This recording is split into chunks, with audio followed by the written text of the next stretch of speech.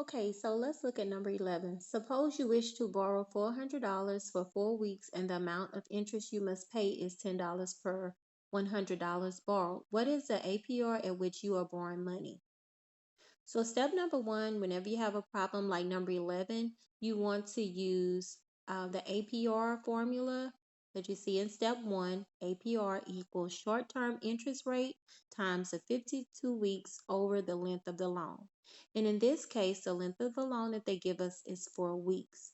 So we know that we're going to plug the length of the loan here, but we want to find the short-term interest rate, which brings us to step number 2.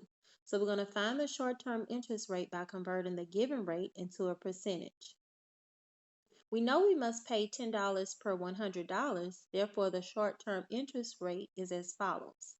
You're going to divide the $10 over the $100, and then you're going to multiply by 100% to get a rate of 10%. And that's what you're going to plug in for your short-term interest rate. So let's go ahead and substitute all of our given information.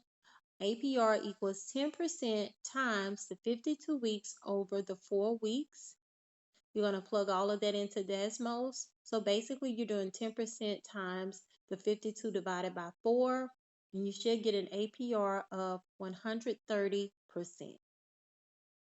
And this is how you do questions like number 11. Okay.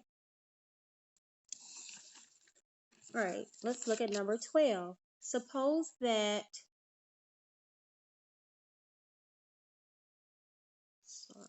let's see here. Suppose that $14,000 is deposited for 7 years at 3% APR.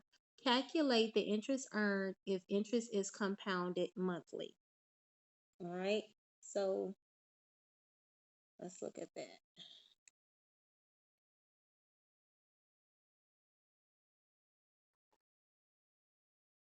So with number 12, the first thing we're going to do is we're going to use the compound interest formula. For number 12, we're also in step 2. They give us all of the information that we need.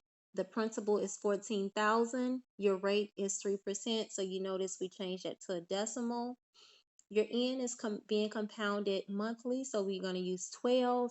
And your T is 7 years. So we plug all of that information in. You plug it into decimals. Remember, 12 times 7 is an exponent. So your total would be $17,266.97. But remember, I didn't box this, so we're not done. In step 3, you want to subtract the principal amount from the future value to find the interest earned. That's what you're looking for, your interest earned. So you would do your future value minus your principal value, which should give you a final answer of $3,266.97. Okay. All right. The last one on the chapter 5 review is number 13. Number 13 is Bobby deposits $2,000. Determine the APY if there is an APR of 8.5% compounded daily. Round your answer to the nearest hundred or percent. So in step 1, whenever you're looking for the APY, you always want to use this formula here. Notice that you're subtracting by 1 and you're multiplying by 100%. Don't forget to include that. This is the APY formula. In step 2, you're going to substitute to given information. Now, if you notice in the formula, you're just substituting for R and N. Since the rate is 8.5%, we change it to a decimal. And since it's being compounded daily, N equals 365. All right. So once we plug all of that into decimals and calculate it, we should get an APY of 8.87%. Please don't forget to subtract this information by 1, and then you multiply it by 100%. So your answer to number 13 is 8.87%.